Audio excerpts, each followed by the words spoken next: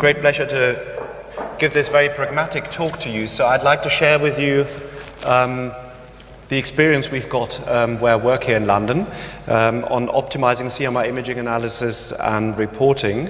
I'm one of the consultant cardiologists working at Barts Health, which is one of the largest NHS trusts in the UK. And I work academically at Queen Mary University of London. We run one of the largest cardiac imaging services in the country. We've got two dedicated 1.5 Tesla cardiac MR scanners, both Philips currently. We run them at two different sites, and that has its own challenges. We have one dedicated cardiac CT scanner, which is Siemens at this time, and last year we scanned 3,500 cardiac MR scans and 2,500 cardiac CT scans. For this year, the numbers will increase further. To do this, we've got 7 consultants who cover the scanning sessions and the reporting, and we've got lots of registrars that we train at various stages in training, and we've got lots of research fellows who also contribute to the clinical workload. Now, this is a cartoon which demonstrates to you why CVI 42 and Report 42, this package, can be useful in our setting. We've got a number of challenges, which hopefully you'll be familiar with some of those as well. So we work across 2 sites and use different modalities. So we use different vendors and different modalities in different locations, which comes with its own challenges. When you think about reporting, you can obviously do the reporting next to the scanner on standalone workstations, but really, it's much better if you do that in a reporting center. And for that, you want to have, obviously, the right connections, packs, systems connected. The reports should be of high quality. And when you've got 7 consultants working, they all have their individual views of how reporting should be done. So whatever system you use for reporting should allow this individualization of the report. At the same time, it's very clear that you can streamline your workflow in a unit. We do, for example, 80–85% of our cardiac MR scans are stress perfusion scans. So you can streamline your workflow to report the CMR stress perfusion in a very elegant way. So you want the individual aspects, and you want to have a streamlined aspect. You need to guard confidentiality, and what's very important is that you want accessibility to the scans in a very easy way and fast way, and you want to have access also to previous scans. Because what you want to be able to do is to look at scans side by side when you want to particularly look for follow-up changes. Sometimes you need a second opinion of a colleague, and when you've got 7 colleagues, they sometimes work in a district general hospital and are not connected to the reporting system, so you somehow want them to be able in a timely fashion to log into the images to give you his or her opinion. I mentioned that we've got very senior people reporting, we've got junior people reporting, and that comes with challenges. In particular, as everybody's got different reporting styles, you want to keep track of who's done which bit of the report, so you want to have an audit trail, and for that, ideally, your software package has different logins so that you can personalize your environment and that you can track, again, who's done which part of the post-processing and reporting. Now, this setup can be supported by Circle Cardiovascular Imaging. They can actually set the technical things up in the background. I'm not going to go into the technicalities, but this is possible to support. Now, you may be familiar with this report that came out this year actually by Jeanette Schulz-Menger from the SCMR Board of Trustees Task Force on Standardized Post-Processing. I just want to highlight a few things that they recommend. One is that the post-processing software should have regulatory approval. You should have the ability to compare cine imaging, late gadolinium enhancement imaging, and perfusion side by side, because that improves diagnostic accuracy. And you should be able to compare images of prior studies and the current studies simultaneously, so that you can look for subtle changes. Then they go into very much detail what you should analyze when you look at the LV, when you look at the RV, perfusion, late gadolinium enhancement, T2 weighted imaging, T2 star for iron overload, flow, and angiography. So you need a tool that supports the post-processing according to those recommendations. There's a similar report by CMR on reporting, not on post-processing, but on reporting. And I just want to highlight a few of the recommendations here, what you should have in your report. They contain basically administrative information, demographics of the patient. You want to have the referral data. So who referred, which physician, what is the question, scheduling and performance of the study. So when you work on different sites, you want to know which scanner was it 1.5 Tesla, 3 Tesla, was it on a Philips scanner, on a Siemens scanner? So this sort of information, you want to know about the history and risk factors of the patient. You want to be able to record non-imaging findings, such as heart rate, blood pressure during your stress study. So before, during stress and after stress. Contrast dose, which contrast did you give, etc. And then they've got very specific recommendations on what you should report for specific cardiac MR recommendations. And I'll take you through how we set up our CMR stress perfusion scan in a practical example in a minute. So the reporting you can clearly do by typing, and I think you all agree that this is quite unacceptable for us to spend that much time typing and potential errors doing the typing. You can dictate, which I'm sure lots of you will do. Again, that has challenges. So I think that CVI 42 and Report 42 is a very elegant way of doing this, which allows you basically to have the freedom of inputting in the report what you feel is specifically needed for this patient, but you've also got a very streamlined approach that will stop you from forgetting to report certain things. And this is really what I want to share with you. Who knows the book by Atul Gawande on checklists? So Atul Gawande is a surgeon in Boston at Brigham's, and I walked past his office every day this summer when I was at Harvard School of Public Health. He's written a couple of very good books, Complications one, this is the Checklist Manifesto. And basically he explains there's different ways of different errors. One of the errors he calls errors of ineptitude, which is mistakes we made because we don't make proper use of what we know.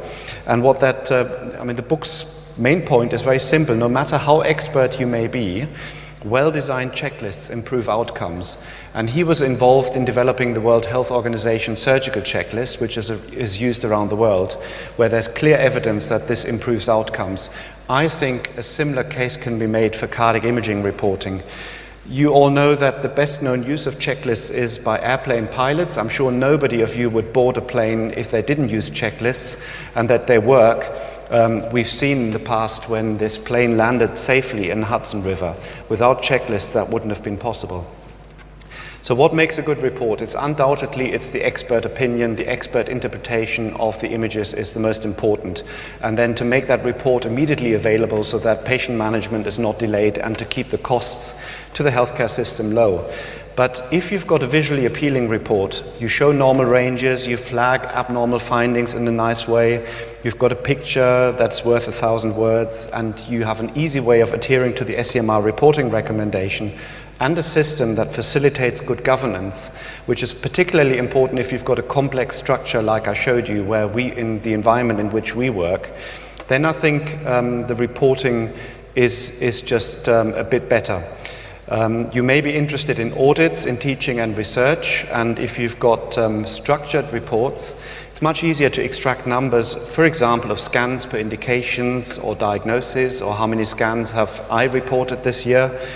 So really structured reporting has got advantages. If you just use free text dictation, then you need to use data mining tools which are more complicated to use.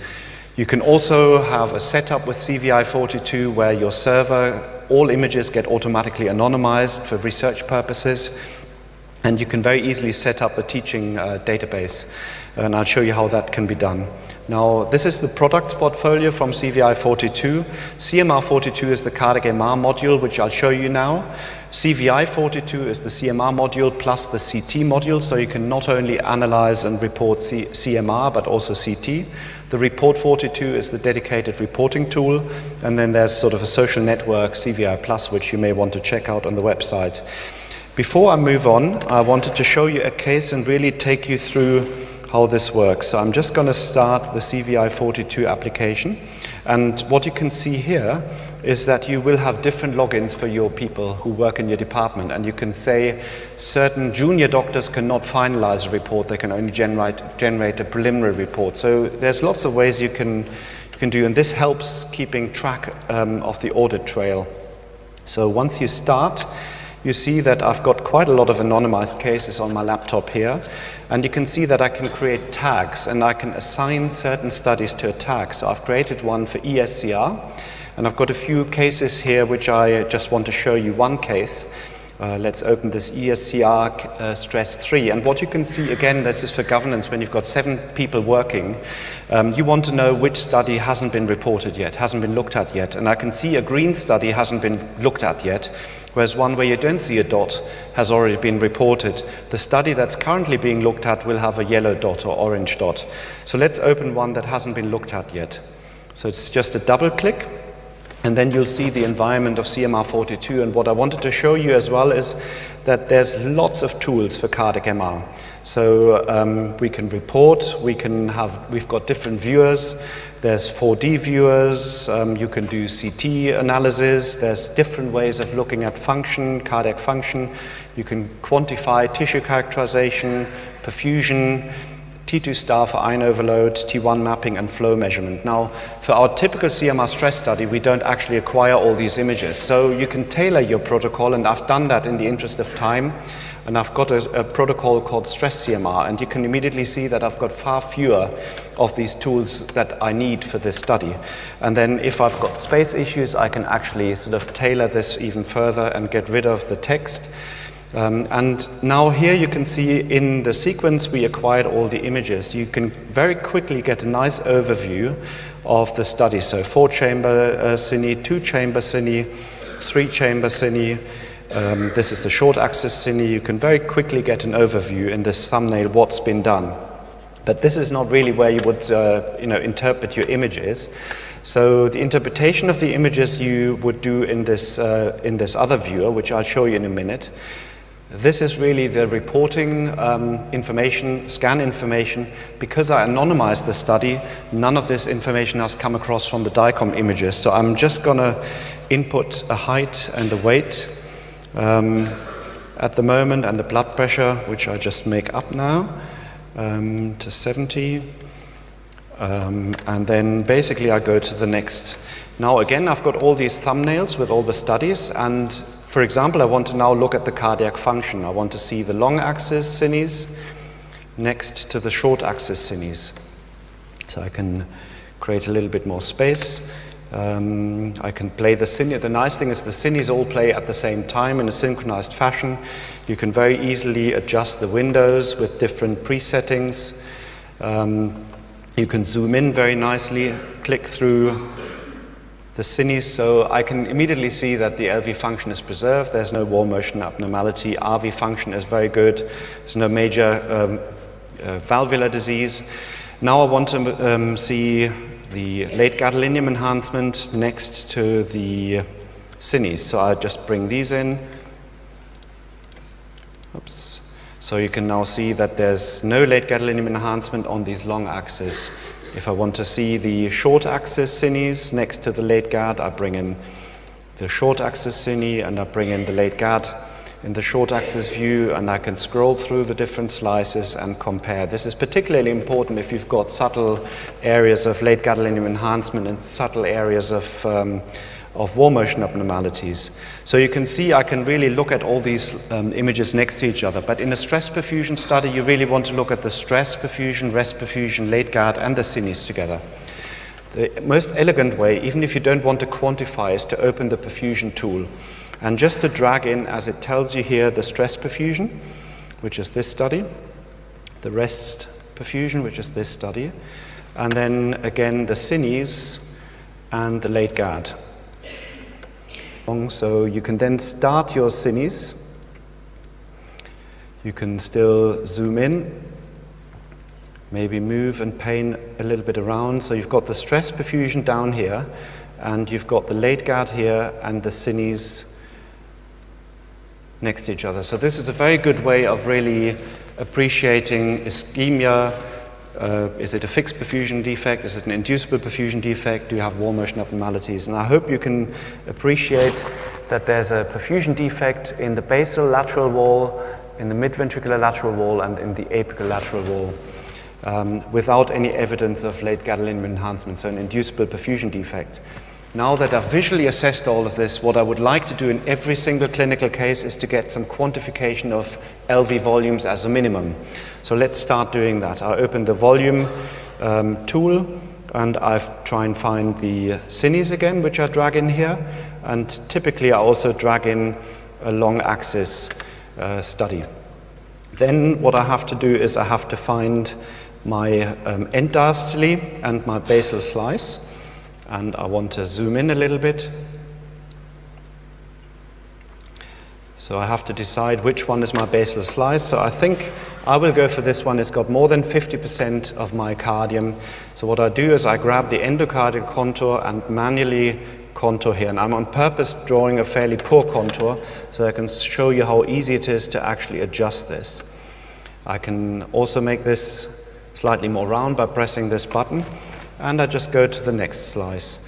Here, this is a wonderful tool I called. You can either use it here, and it's called threshold segmentation, or you press the Alt key on the Mac keyboard and use the left mouse, and very quickly you go through the slices to get your endocardial contours, which I hope you appreciate is actually much, much faster than using manual contouring. So that was the end diastole. So I go back up to the base to now draw the epicardial contour, so that's the green button here. Again, I do that manually. And you have to apologize if I'm trembling a little bit. They're not quite as round as they could be, but you can easily adjust that. Then I go to the next slice. Finds the contours very easily. Next slice, next slice, next slice. You may want to adjust a little bit. That's easily done. Next slice. Next slice, if you want to adjust, easily done. And to the next slice. Here it's not so good, that automatic contour, so I'm going to adjust that again. Next one. Here again, I adjust that a little bit. That was my end diastole, so I go to mid-ventricular slice and just go through the cardiac phases. And I find my systole here. Try and find my basal slice, which I think is here. And again, I just use the endocardial contour and use this segmentation threshold and just go through the slices.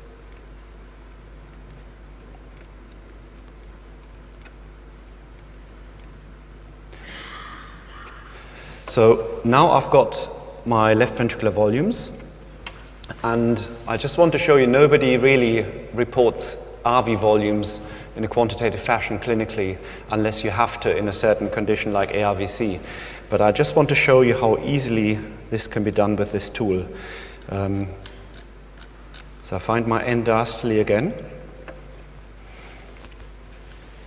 The right ventricular basal slice is the most important one. If you're unsure where it is, there's a very nice tool here which is called the floating window, which you can just drag the short axis cine into. So if I drag this in, and I can place that anywhere I like and make the window slightly larger, start playing the cine. So I can basically see the movement of the right atrium. So in systole, an atrium gets larger and the ventricle gets smaller. I'm probably telling you the obvious thing, but that's what I teach all my research fellows. And that's how you decide whether you include something into the right ventricle or not. So let's say this is part of the right ventricle. I then find my right ventricular contour. And typically, the basal slice, because it's so complex in structure, you have to do manually. And that's a little bit tedious. And if you do that for the entire right ventricle, then you will be spending about 10 minutes. But I hope I can show you, in a minute, I'll just go back to the end diastole. Just go to the next slice. Now I use my Alt button again. I can convince you how quickly you can actually do the RV volumes.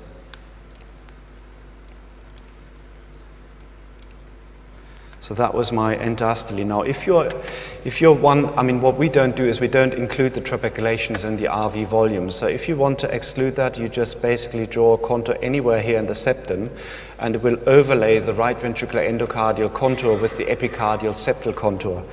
And you can adjust that very easily. going down here. Now we have to find our systole to draw our endocardial RV contours. I go back up to the base.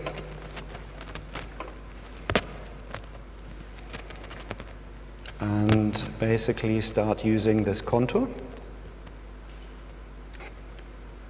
Go down, Alt button.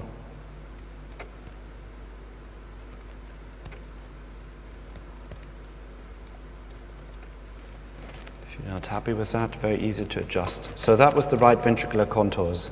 Now I can get rid of this floating window, and I've got all the volume measurements here. Now I'm ready to start the report.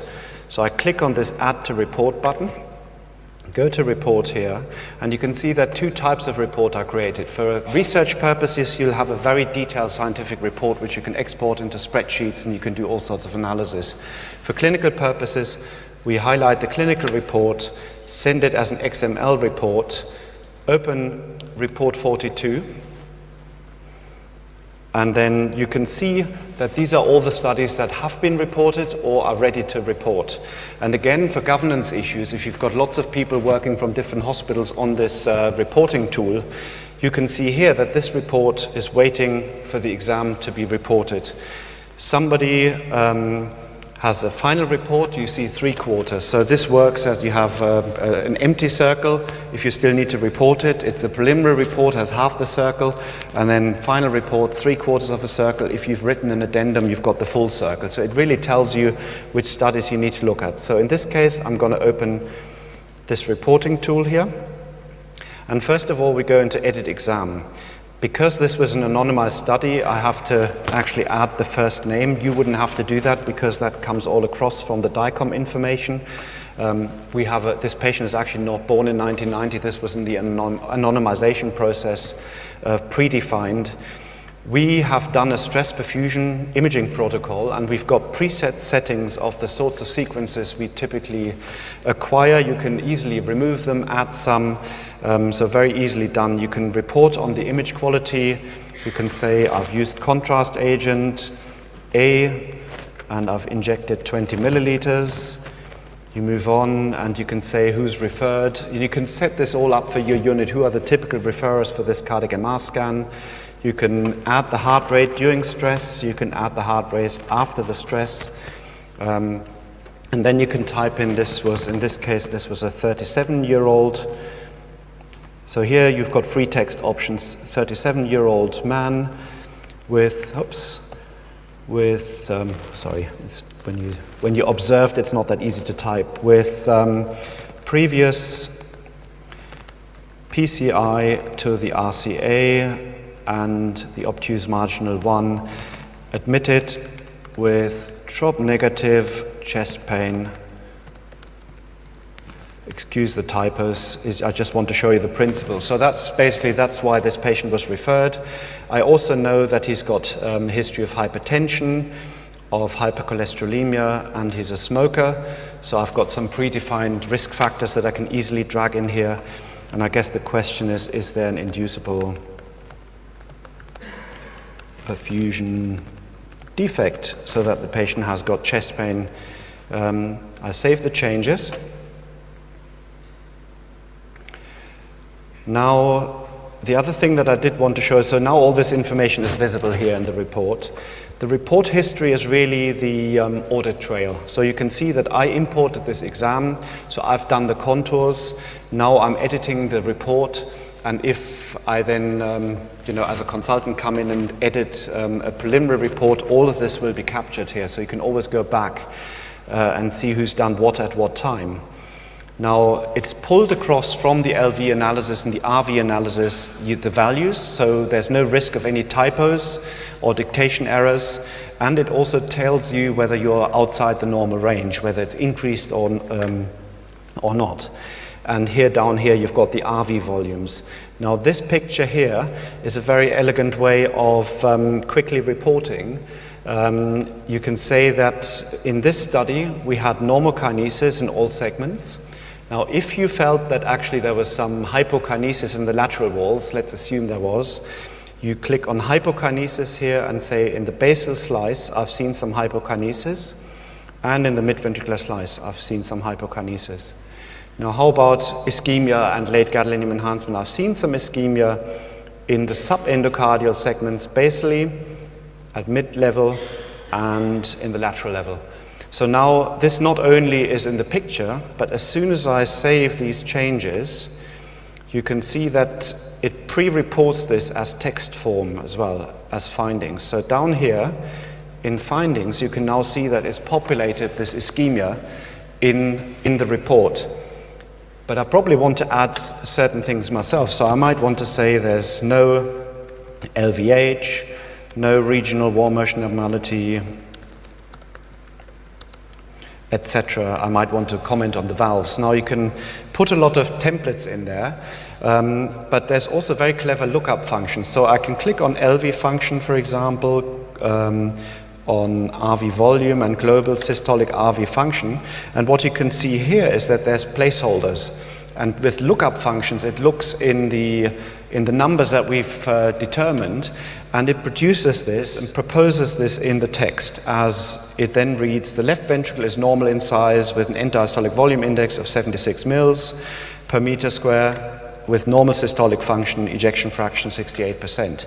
So this is a very elegant way of getting reports in a very structured way. And then the summary, your conclusion, you might